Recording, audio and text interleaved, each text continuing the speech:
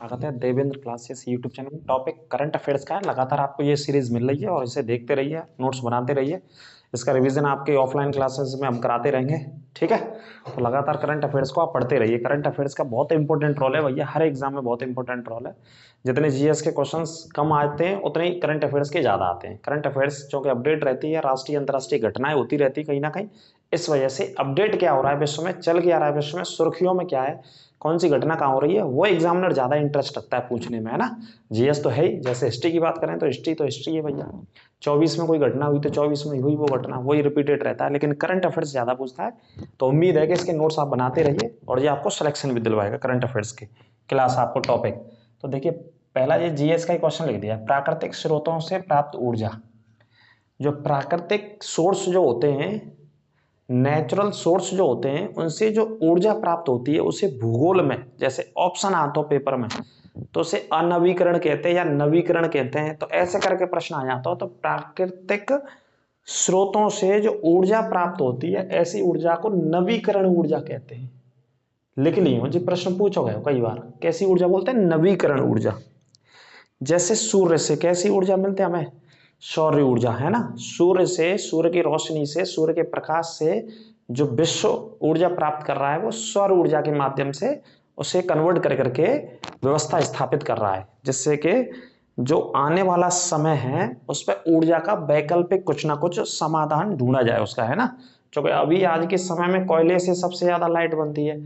तो कोयला एक समय में खत्म हो जाएगा भैया, खदानों से, खानों से निकालेंगे, तो फिर कैसे व्यवस्था रहेगी दुनिया भर में, बताइए। तो इसी वजह से विश्व भर के देश प्राकृतिक जो सोर्स हैं, जो रिसोर्स हैं, जो नेचुरल हैं, उन्हीं पे सबसे ज्यादा, जैसे पवन ऊर्जा, हवा की बात हो रही है, तो हवा के पवन के माध्यम से समुद्रों के किनारे, चूंकि समुद्रों के किनारे बहुत तेजी से हवा चलती है, तो वहां पर सरकार स्थापित करती है पवन चक्कियों को, तो उनके माध्यम से लाइट का उत्पादन होता है ना। जहां पे जैसे ज्वार भाटा, समुद्र की गति का पानी बहुत तेजी से ज्वार के रूप में आता है किनारे की तरफ, किसी भी राज्य में, किसी भी राज्य में, क्या गुजरात का उदाहरण मैं लेता हूं आपके सामने, तो वहां पे सबसे ज्यादा ज्वारीय उत्पादन होता है। ज्वारीय उत्पादन मतलब समुद्र के पानी से भी लाइट बनाई जाती है, टेक्नोलॉजी के माध्यम से, साइंटिफिक मेथडों के माध्यम से, ठीक है। तो ये क्या हो गए, प्राकृतिक हो गए, ये नेचुरल हो गए, ये रिसोर्स हो गए, ऐसे हो गए, ये कभी भी खत्म होने वाले नहीं है। तो ऐसी ऊर्जा को क्या बोलते हैं, नवीकरणीय ऊर्जा कहते हैं। कोयला है, आपको पता है एक दिन खत्म हो जाएगा, जब खत्म होना होगा तब तक निकालेंगे जमीन के अंदर से खोद के। तो कोयले से ही लाइट बन रही है इंडिया में सबसे ज्यादा। थर्मल पावर, तापीय संयंत्र, आप जितने भी पढ़ते हैं ना, थर्मल पावर जितने भी इंडिया में, वो सब कोयले से लाइट बना रहे हैं। आप देखते होंगे मालगाड़ियों में, है ना, बहुत सारे डिब्बों में कोयला भर के जाता है। तो कोयला कहाँ जा रहा है भर के, कोयला इन्हीं प्लांटों पर जाता है। स्टॉक की स्थिति में सरकार रखती है।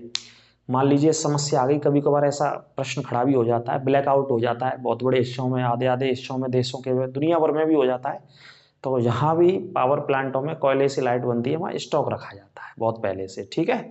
तो कोयला लगातार निकाला जा रहा है, तो कभी दिक्कत भी आ सकती है। इस वजह से सरकारें इस पर ध्यान दे रही हैं। दूसरा पॉइंट है समलैंगिक विवाह।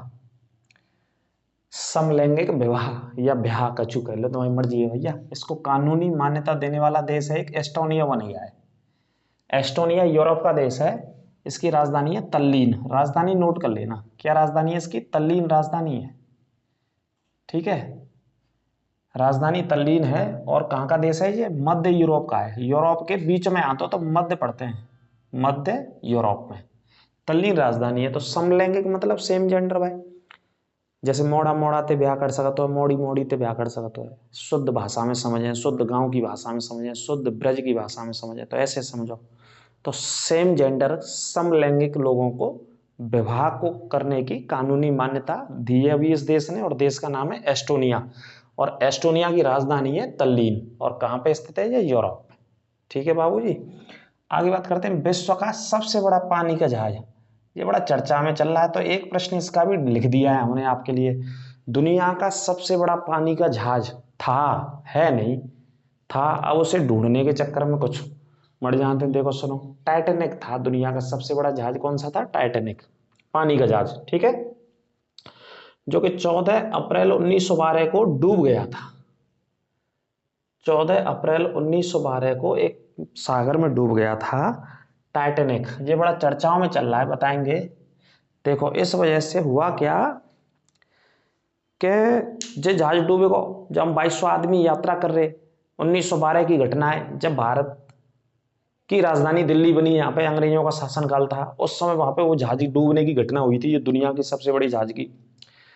तो ये 5,500 किलोमीटर की यात्रा पर निकला था। साउथ हैम्पटन बंदरगाह है इंग्लैंड का, एक इंग्लैंड के साउथ हैम्पटन बंदरगाह से निकला था ये नॉर्थ अटलांटिक सागर से, मतलब हिंदी में कहेंगे तो उत्तर अटलांटिक महासागर, जो कि दुनिया का सबसे व्यस्त महासागर है, जहां में सबसे ज्यादा पानी के जहाज जानते हैं और आते हैं, सामान लेके, कोई गाड़ी ले जा रहा, कोई दाल ले जा रहा, कोई चावल, कोई चीनी, कोई नमक वगैरह वगैरह, अलग अलग चीजें जो अलग अलग देशों में पहुंचाई जाती हैं। तो इसमें निकला था 5,500 किलोमीटर की दूरी तय करके। कहाँ जाना था इसे? अमेरिका के न्यूयॉर्क शहर में जाना था, जहां पे लोगों को पहुंचना था, वहां पे अपने अपने कोई निजी कामों से या घूमने फिरने की कामों के लिए। तो ये जहाज निकला, दुनिया का सबसे बड़ा इसे माना जाता, आज तक इससे बड़ा जहाज नहीं बना है। 800 मीटर की इसकी लंबाई थी, लेंथ 800 मीटर था इसका, और फ्लोर जो थे इसके वो 7th फ्लोर का जहाज था, ये 7 मंजिल जहाज था भाई साहब। और 2200 आदमी जहां में सफर पर निकले, पहला सफर भी कह सकते हो और अंतिम सफर भी आप इसे कह सकते हो, क्योंकि पहला था उन लोगों का और अंतिम भी हो गया जी। तो साउथ हैम्पटन बंदरगाह से नॉर्थ अटलांटिक महासागर में निकलकर कुछ किलोमीटर जाकर के रात्रि में चल रहा था ये बहुत स्पीड से। तो एक चट्टान समुद्र के अंदर आई, जैसे हिमालय पहाड़ पर्वत होते हैं ना हमारी धरती पे हम पढ़ते हैं भूगोल में, ऐसे ही समुद्रों के अंदर भी होते हैं, जिन्हें हम टापू पढ़ लेते हैं। क्या पढ़ते हैं? टापू, या क्या पढ़ते हैं हम उन्हें? द्वीप पढ़ते हैं, जिसके चारों तरफ पानी होता है। तो ऐसे होते हैं समुद्रों के अंदर। तो इसके रास्ते में आ गया, तो भैया स्पीड में चल रहा था तो कवर नहीं कर पाए, उसके चालक दल के सदस्य टाइटैनिक के, टकरा गया, और टकरा गया तो नीचे से टूट गया और पानी अंदर चला गया। चूंकि रात्रि का समय था और माइनस में तापमान था, और पूरा के पूरे इलाके में वहां बर्फ जमी हुई थी एक तरीके से। इस वजह से ज्यादातर लोग डूब के मर गए, ठंड से मर गए, खत्म हो गए बिल्कुल के। तो 1,500 से ऊपर लोग इसमें मर गए थे। कुछ लोग बचे तो उन्होंने कहानियां बताई अपने अपने तरीके से, क्या हुआ क्या नहीं हुआ।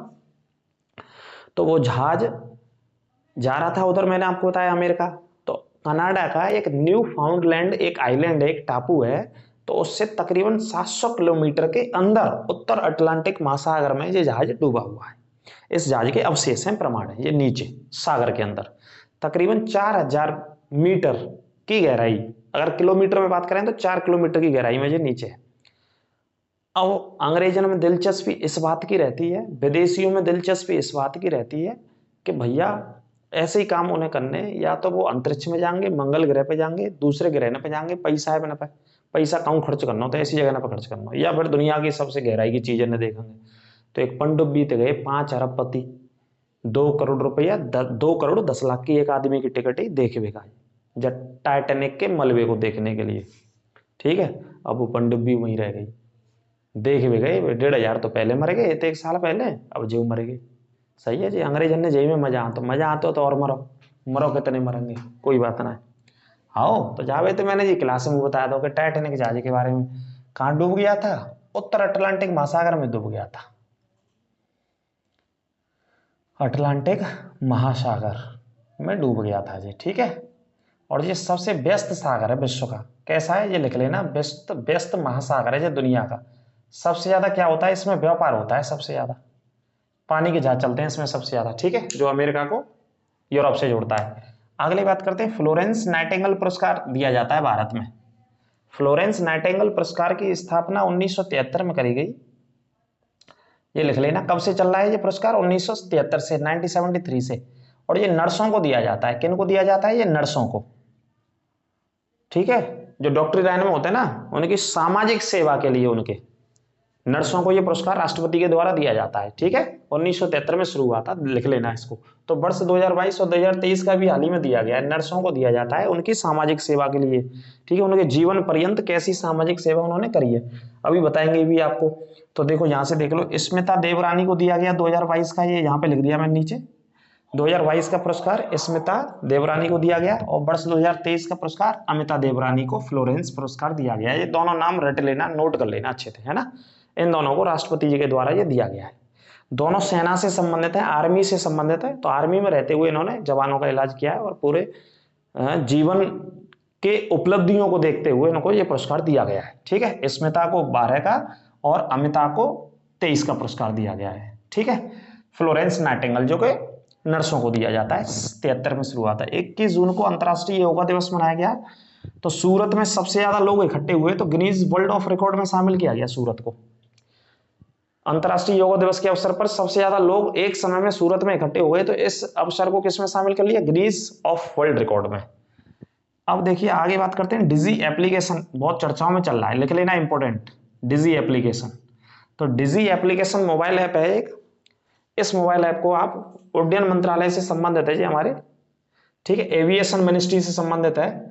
और किससे संबंधित बनाया है? जो यात्री एक देश से दूसरे देश में सफर करते हैं हमारी फ्लाइट से, हमारे यहाँ से इंडिया से, तो उन यात्रियों को सहूलियतों के लिए, सुविधाओं के लिए, दिक्कतों का सामना ना करना पड़े, तो ये ऐप सरकार ने डिजाइन किया है जिसका नाम डिजी ऐप है। लिख लेना, उड्डयन मंत्रालय से संबंधित है। ठीक है, बहुत सारे लोगों ने इसे डाउनलोड किया हाल ही में, तो चर्चा में रहा।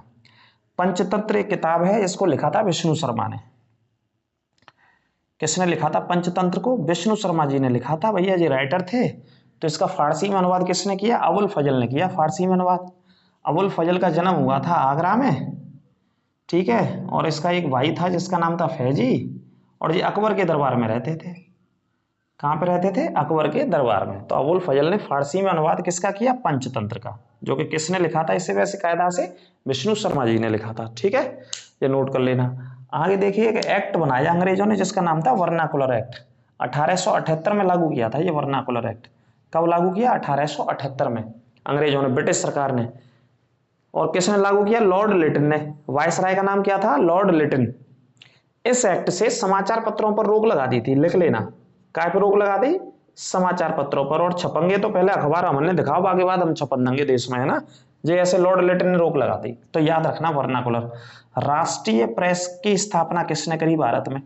राष्ट्रीय प्रेस या पत्रकारों के एक तरीके से अग्रदूत किसे कहा जाता है, या पुनर्जागरण के अग्रदूत किसे कहा जाता है ना। तो ये बहुत सारे प्रश्न बनते हैं। तो राजा राम मोहन राय को श्रेय जाता है राष्ट्रीय प्रेस की स्थापना करने का। ठीक है, क्योंकि वो जीवन भर उन्होंने बहुत सारी भाषाएं जानते थे, बहुत सारी उन्होंने किताबें लिखी अलग अलग। तो पत्रकारिता के रूप में उन्होंने अपना जीवन अनुभव शुरू किया था। आगे बात करते हैं राष्ट्रीय आपदा प्रबंधन। नीचे नहीं दिख रहा होगा, ऊपर में लिख देता हूं। अगला क्वेश्चन क्या है? राष्ट्रीय आपदा प्रबंधन। एक एक पॉइंट बेटा नोट कर लो। की स्थापना 2005 में। भाई नोट कर लेना, जो बहुत आता है एग्जाम में, है ना।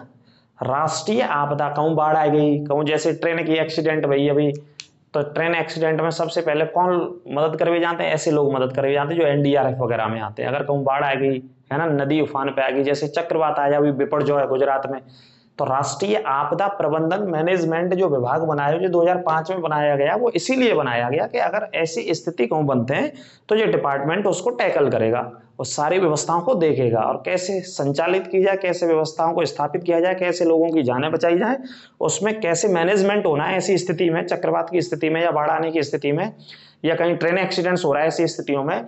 तो राष्ट्रीय, खासतौर पे आपदा शब्द यहाँ पे लिखा है, आपदा ही आती है भैया, कहीं बहुत सारे लोग मर गए तो ये आपदा है, विपत्ति है ना, कहीं बाढ़ आ गई या कहीं पे तूफान आ गया बहुत, तो ऐसी कंडीशंस के लिए एक विभाग बनाया गया 2005 में। डॉक्टर मनमोहन सिंह प्रधानमंत्री थे उस समय।